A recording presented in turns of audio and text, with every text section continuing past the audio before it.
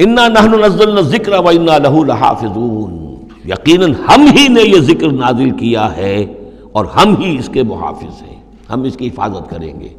یہ آیت مبارکہ بہت اہم ہے، جیسا کہ اس سے پہلے بھی عرض ہو چکا ہے کہ قرآن کی محفوظیت کے معاملے میں کہ اللہ تعالیٰ نے اس کی حفاظت کا ذمہ خود لیا ہے۔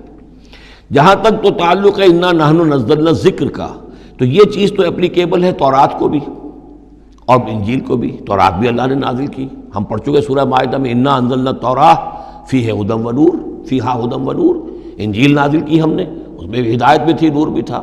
لیکن دوسرا ٹکڑا انا لہ لحافظون، ہم ہی ہیں اس کی حفاظت کرنے والے، یہ صرف ایکسکلوسیو ہے معاملہ قرآن کا، اس کے سوا کسی اور صحیفہ آسمانی اور کسی کتاب سماوی کو اللہ تعالیٰ نے یہ ضمانت نہیں دی۔ اور اس کی وجہ یہی ہے کہ اصل ہدایت نامہ جو ابدی ہے، جو کامل ہے، وہ ابھی آنے والا ہے۔ لہذا یہ سابقہ ایڈیشنز جو ہیں، نامکمل ایڈیشنز ہیں، یہ تو یوں سمجھیے کہ انٹرم پیریڈ کے لیے کچھ انسٹرکشنز تھی جو دے دی گئیں، ان کو مستقل طور پر محفوظ رکھنے کی کوئی ضرورت نہیں تھی۔ یہ ختم نبوت پر ایک بہت بڑی دلیل ہے کہ کسی بھی قادیانی سے اگر بات کی جائے تو اگر اس سے یہ کہا جائے کہ آیا تمہارے نزدیک قرآن میں ہدایت کامل ہوئی یا نہیں، تو جواب دے گا ہدایت تو کامل ہو گئی۔ نمبر 2، کیا تمہارے نزدیک قرآن محفوظ ہے یا نہیں؟ اگر وہ محفوظ بھی ہے تو پھر کسی اور وحی کی ضرورت کیا ہے؟ اللہ تعالیٰ کوئی کام عبث تو نہیں کرتا، ضرورت کے بغیر نہیں کرتا، کسی مقصد کے بغیر نہیں کرتا۔ یا تو یہ کہیں کہ ابھی ہدایت کامل نہیں ہوئی تھی، وہی جاری رہنی چاہیے، اس کا جواز ہو جائے گا۔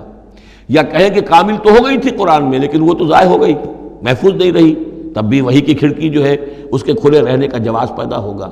لیکن اگر کوئی شخص ان دونوں باتوں کو نہ مانے بلکہ اعتراف کر لے کہ ہدایت قرآن میں کامل ہو گئی اور یہ کہ وہ محفوظ بھی ہے، تو پھر اجرائے وحی، یہ تھا اصل میں جو فتنہ اٹھایا ہے غلام احمد قادیانی نے کہ وحی تو ایک نعمت تھی، کیسے بند ہو سکتی ہے، وحی کا سلسلہ جاری رہے گا۔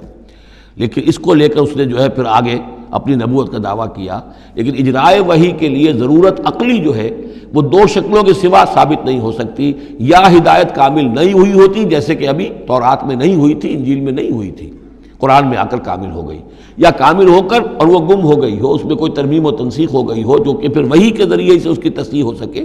اور دونوں باتیں اگر کوئی نہیں مانتا تو کوئی عقلی دلیل جو ہے وحی کے جاری رہنے کے لیے موجود نہیں۔